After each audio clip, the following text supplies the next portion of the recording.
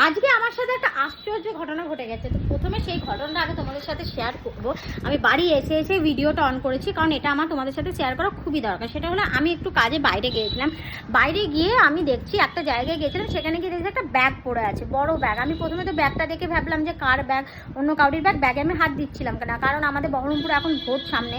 তো এই সময় রাস্তাঘাটে কোনো ব্যাগ পড়ে থাকলে সেটা ওঠা একদমই উচিত না, ওঠানো।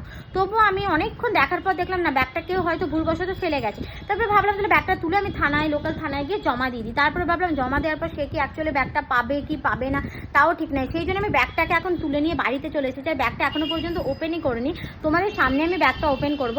আর এই ব্যাগটাতে কি আছে আমি কিন্তু জানি না। এখানে টাকা পয়সাও থাকতে পারে, জিনিসপত্র থাকতে পারে। তো ব্যাগটা যার কাউরির যদি হয় তারা কিন্তু আমাকে অবশ্যই কমেন্ট করবে, ইনস্টাতে কমেন্ট করবে, ফেসবুকে থাকলে ফেসবুকে কমেন্ট করবে, সব জায়গায় কমেন্ট করবে। চলো ব্যাগটা ওপেন করে দেখো ব্যাগের ভিতর কি আছে।